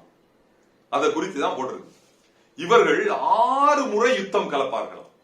6 முறை யுத்தம் கலப்பதை குறித்து ரொம்ப தெளிவாக போடப்பட்டிருப்பதுதான் 11வது அதிகாரம். ஆனா இவர்கள் எவ்வளவோ சமாதானத்தை உண்டு பண்ண வேண்டும் என்று இந்த ராஜாக்கள் முயற்சி செய்து ஒரு ராஜகுமாரத்தையே அடுத்த ராஜாவுக்கு கொடுப்பாங்க, அந்த ராஜகுமாரத்தையே இங்க கொடுப்பாங்க. பெர்னிஸ்னு கேள்விப்பட்டிருப்பீங்க, லவோடிஷியான்னு கேள்விப்பட்டிருப்பீங்க, கிளியோபட்ரா கேள்விப்பட்டிருப்பீங்க. இவர்கள் எல்லாம் இந்த சரித்திர காலங்களில் வந்தவர்கள். கிரேக்க ராஜாத்தி வந்து அங்க சிரியா ராஜாவை கல்யாணம் கட்டுவார். ஏன்னா அப்படியாவது அமைதி வந்துடாதா அப்படின்னு பாப்பாங்க. வரல. 6 யுத்தம் முடிஞ்சிருக்குங்க. இப்ப 7வது ஒரு யுத்தத்தை பத்தி தான் போடப்பட்டிருக்கிறது தான் 12வது அதிகாரம், கடைசி அதிகாரம். இப்ப இந்த 7வது யுத்தம் எப்ப நடக்குமா? இந்த 7வது யுத்தத்தை பண்ண போகிறவன் யாரு? செலூக்கஸ், வடதிசை ராஜான்னு போட்டிருக்கோம் பைபிள்ல. இந்த வடதிசை ராஜா என்ன பண்ணுவான்னா, பரிசுத்த நகரத்துக்கு விரோதமா வருவான், எருசலேமுக்கு விரோதமாக எழும்பி வருவான். இவ்வளவு நாள் வந்து வடதிசை ராஜா, தென் திசை ராஜா 2 பேரும் அடிச்சுக்கிட்டு இருந்தாங்க. ஈஜிப்டும் சிரியாவும் அடிச்சிட்டு இருந்தான். 6 தடவை அடிச்சு முடிச்சுட்டான். 7வது டைம் என்ன பண்ணுவானா, இப்ப வந்து சிரியா செலூக்கஸ் டைனஸ்டி வந்து என்ன பண்ணுவான், பரிசுத்தமானவருக்கு விரோதமாக வருவான். அதுக்காக தான் ஏசாயா 17வது அதிகாரத்தை எடுத்து பாத்தீங்கன்னா என்ன போட்டிருக்கோம்? தமஸ்கு பாழான மண்மேடாகும். இப்ப என்ன பண்ணுவாரு, ஆண்டவர் வந்து தன்னுடைய பிரதான தூதனாகிய மிகாவேல அந்த பரிசுத்த நகரத்துக்காகவும் பரிசுத்த ஜனங்களுக்கு பாதுகாப்பாக அனுப்புவாராம். எப்போ அனுப்புவாரு? End time, at the end of tribulation. ஏன் அப்படின்னா, அவர் தான் டேனியல்கிட்ட சொல்லியிருக்கிறாரு, 70th வீக் வரைக்கும் the Jews have to undergo the tribulation. எரேமியா 30வது அதிகாரம் 6வது வசனம் 7வது வசனத்தை எடுத்து பாப்பீங்கன்னா ரொம்ப அழகா போட்டிருக்கோம். It is the time of Jacob's trouble. ஆணாய் பிறந்தவன் பிரசவித்தது உண்டோ? பெண்கள் பிரசவிக்கும் போது அந்த இடுப்பை பிடிச்சிட்டு நடக்கிற மாதிரி ஆண்கள் நடப்பாங்களாம். இது யாக்கோபிற்கு இக்கட்டு காலம். அதை போல ஒத்த ஒரு நாள் இல்லை. அந்த நாள் மகா பெரியது. ஆனாலும் யாக்கோபு அதிலிருந்து விடுவிக்கப்படுவான் என்று போடப்பட்டிருக்கின்றது. அதுக்கு ஏன் யார் வருவா? மிகாவேல் சப்போர்ட்டா வந்து நிப்பானா? என் மக்களை ஒருத்தரம் ஒண்ணும் பண்ண முடியாது. புதிய ஏற்பாட்டுல என்ன போட்டிருக்குது? மீதியான எல்லா இஸ்ரவேலர்களும் ரட்சிக்கப்படுவார்கள். The remnant of Israel will be saved. இப்படிதாங்க இந்த எண்ட் டைம் ஈவென்ட் நடக்கும். ஆண்டவர் அந்த யூத ஜனங்களை எப்படி பாதுகாப்பாரு பாருங்க. மிகாவேல் அனுப்பி அவனை ப்ரொடெக்ட் பண்ணி ஒரு பய டச் பண்ண விடாம பண்ணுவார். அப்ப இதனுடைய டீடைல்ஸ் தான் கொடுத்திருக்கிறாரு. கடைசி 3 வசனங்களை 12வது கடைசி 3 வசனத்தை எடுத்து பாப்பீங்கன்னா 1290 நாள் ஆகும். எப்படி ஆகுமா? 1260 நாள் என்பது 3.5 வருடத்திற்கு சமானம். அன்றாட பலி நீக்கப்பட்டு பாழாக்கு மறுவறுப்பு ஸ்தாபிக்கப்பட்டு அது போறது வந்து 1290 நாட்களாம். அப்படின்னா என்னது? 3.5 வருடம் அந்த விக்கிரக ஆராதனை அங்க நடந்து அடுத்த 30 நாள்கள் அது சுத்திகரிக்கப்படும். வெளிப்படுத்தின விசேஷத்துல கன்ஃபார்ம் பண்றாரு யோவான். அதுதான் அந்த 1290 நாட்களுக்கு உள்ள கணக்கு. அடுத்தது 1335 நாட்கள் காத்திருந்து சேருகிறவன் பாக்கியவான்னு போடப்பட்டிருக்கும். அப்ப என்ன அர்த்தம் அது? அப்ப 1090க்கும் 1335க்கு இடையில உள்ள நாட்கள் 45 நாட்கள். அதுதான் பேட்டில் ஆஃப் அர்மகதோன். அவர் இறங்கி வர்றாரு. இறங்கி வந்து அந்த பேட்டில முடிச்சிட்டு தன்னுடைய சொந்த ஜனங்களை மீட்டு கொண்டு அந்த ஜனங்களை சேர்த்து கொண்டு 1000 வருட அரசாட்சிக்குள்ளாக உள்ள தள்ளுறாரு. அதுதான் அந்த 1335 நாட்களுக்குள்ள கணக்கு. இப்ப இதெல்லாம் வெளிப்படுத்தி விட்டு டேனியல்கிட்ட சொல்றாரு, அப்பா அவ்வளவுதான், முடிஞ்சு போச்சு உன்னுடைய வாழ்நாட்கள், நீ மரிக்கும் நாட்கள் வந்து விட்டது, நீ உன்னோட உள்ளவர்களோடு சேர்ந்து நீ நித்திரை பண்றதுக்கு ரெடியாகு. காலத்துல நான் வரும்போது உயிர் தழும் போது நீயும் உன்னுடைய சுதந்திர வீதத்திற்கு உயிர் தழுவாய். இந்த இடத்துல நம்ம அண்டர்ஸ்டாண்ட் பண்ணிக்கணும். There is going to be an order of resurrection. Resurrection is not a one time event. ஒவ்வொருத்தருக்கும் ஒவ்வொரு பீரியட் இருக்கு. It's a series of event. ஒவ்வொரு டைப் ஆஃப் பீப்புளுக்கு பழைய ஏற்பாட்டு மக்கள் ஒரு தடவை உயிர் தழுவாங்க, இரத்த சாட்சிகள் உயிர் தழுவாங்க, நீதிமான்கள் உயிர் தழுவாங்க, பாவிகள் இன்னொரு டைம். சோ அதுதான் என்ன சொல்றாரு, உன்னுடைய சுதந்திர வீதத்திற்கு நீ உயிர் தழுவா என்று சொல்லி அந்த அதிகாரம் முடியுது. ஆக நாம் இன்று இந்த முழு வேத தானியேல் தீர்க்க தரிசன புஸ்தகத்தை ஆண்டவர் நமக்கு தியானிக்க கொடுத்த பெரிய கிருபைக்காக நாம் ஆண்டவரை நோக்கி கண்களை மூடி தலைகளை தாழ்த்தி ஜெபிப்போம். நேசிக்கும் நல்ல பிதாவே, இந்த நல்ல அருமையான காலை வேளையை காண கொடுத்த தேவர்க்கா ஸ்தோத்திரம் ஆண்டவரே. இந்த திருச்சபை மக்களோடு சேர்ந்து ஆண்டவரே உம்முடைய தானியேல் தீர்க்க தரிசன புஸ்தகத்தை ஆண்டவரே முடிந்தவரை நாங்கள் புரிந்து கொண்டோம். ஆண்டவரே எங்கள் திறந்த மனதோடு அவைகளை ஏற்றுக்கொள்ள ஆண்டவரே உம்முடைய வருகைக்கு எங்களை தயார்படுத்த ஆண்டவரே நீர் எங்களை எடுத்து ஒரு கருவியாக பயன்படுத்த நாங்கள் எங்களை தாழ்த்தி உம்முடைய கரத்தில் ஒப்படைக்கிறோம். ஆசீர்வதியும் வழி நடத்தும். இயேசு கிறிஸ்துவின் மூலம் ஜெபம் கேளும் நல்ல பிதாவே, ஆமென். கிறிஸ்துவுக்குள் பிரியமானவர்களே, சிறப்பு பாடலை பாடி ஆராதனையை சிறப்பித்த நம்மை மகிழ்வித்த அருமை சகோதரி பிரியா பேள் அவர்களுக்கு திருச்சபையின் சார்பிலே நன்றிகளையும் வாழ்த்துக்களையும் தெரிவித்துக் கொள்கின்றோம்.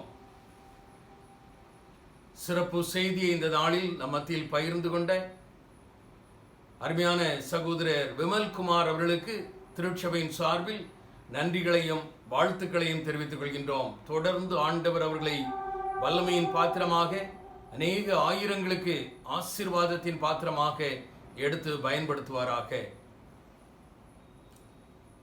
இறுதியாக கேட்ட செய்தியை மனதில் கொண்டவர்களாக கிறிஸ்து சபை பாமாலிகளில் 315வது பாடல், அன்போடு எம்மை போஷிக்கும் பெத்தேலின் தெய்வமே, முன்னோரையும் நடத்தினீர் கஷ்ட இவ்வாழ்விலே என்ற பாடலை கேட்ட செய்தியை மனதில் கொண்டவர்களாக அர்ப்பணிப்போடு பாடுவோம். கிறிஸ்து சபை பாமாலிகளில் 315வது பாடல்.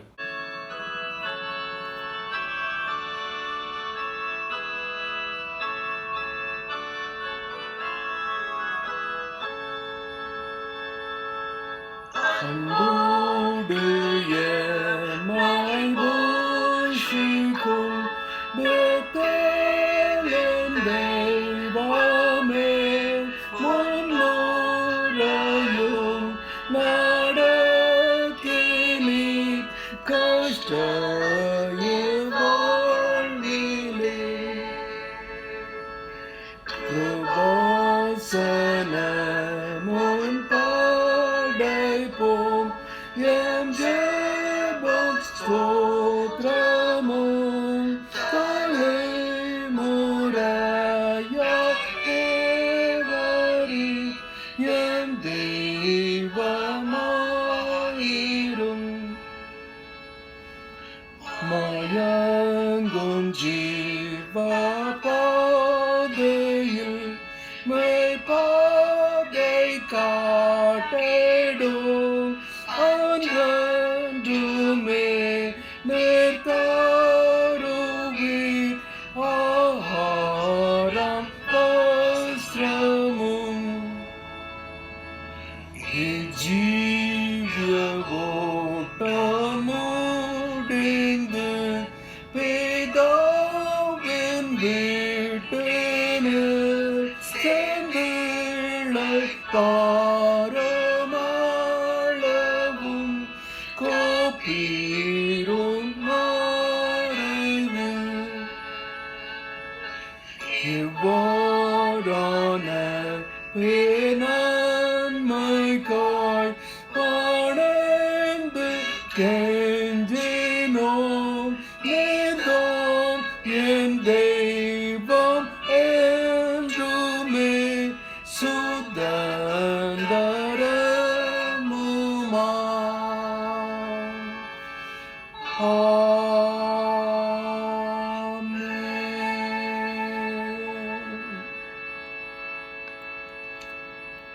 ஜெபம் செய்வோம். எங்கள் அன்புள்ள ஆண்டவரே, தானியேல் தீர்க்க தரிசன புத்தகத்திலே காணப்படுகின்ற நாங்கள் தெரிந்து கொள்ள வேண்டிய, நாங்கள் கற்றுக்கொள்ள வேண்டிய எல்லாவற்றையும் மிக எளிய முறையில் உம்முடைய தாசன் விமல்குமார் மூலமாக நீர் எங்களுக்கு கற்றுக் கொடுத்ததற்காக நன்றி ஆண்டவரே. நாங்கள் கேட்டவர்களாக இங்கிருந்து உலகத்துக்குள்ளே கடந்து சென்று விடாதபடி கேட்டவர்களாக மாத்திரம் அல்ல, செவியை சாய்த்தவர்களாக மாத்திரம் அல்ல, எங்கள் வாழ்க்கையுடைய பாதப்படியில் அர்ப்பணித்தவர்களாக எஞ்சிய வாழ்க்கை உமக்கே என்று அர்ப்பணித்தவர்களாக உலகத்திற்குள்ளே கடந்து செல்லத்தக்கதாக உடைய ஞானத்தை எங்களுக்கு தாரும் ஆண்டவரே. நாங்கள் மீண்டும் உம்மை ஆராதிக்கின்ற நாள் வரை இந்த உலகம் என்கின்ற வனாந்திர பாதையிலே உம்முடைய பராமரிப்பை எங்களுக்கு தாரும். குற்றம் குறைகள் எல்லாவற்றையும் மன்னியும். துதி கன மகிமை அனைத்தும் உமக்கே.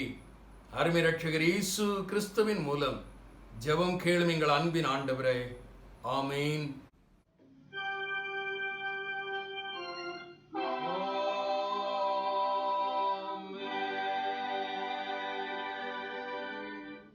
நம்முடைய ஆண்டவராகிய இயேசு கிறிஸ்துவின் கிருபையும் பிதாவாகிய தேவனுடைய அன்பும் பரிசுத்த ஆவியானவருடைய அந்யோன்ய ஐக்கியமும் கூட்டுறவும் இன்றும் என்றும் சதா காலங்களிலும் நம் அனைவரோடும் நம் திருச்சபையின் பணிகளோடும் நிறைவாக பரிபூர்ணமாக தங்கியிருப்பதாக.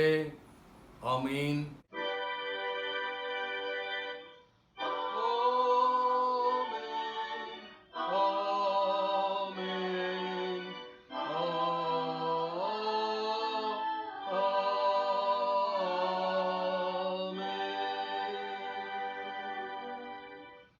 யாவரும் சேர்ந்து சொல்வோம். என் ஆத்துமாவே கர்த்தரை தோத்திரி, என் முழு உள்ளமே பரிசுத்த நாமத்தை தோத்திரி. என் ஆத்துமாவே கர்த்தரை தோத்திரி, கர்த்தர் செய்த சகல உபகாரங்களை மறவாதே. ஆமீன்.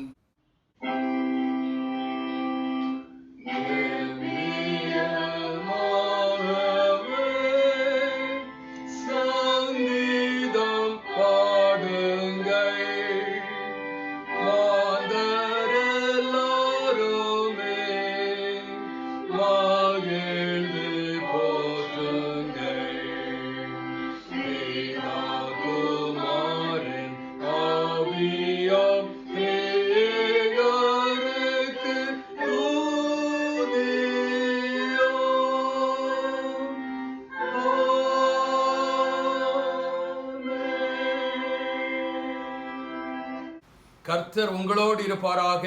அவர் தமது ஆவியோடும் இருப்பாராக. சமாதானத்தோட போய் வர கடவோம். கர்த்தருடைய நாமத்தினாலே ஆமென்.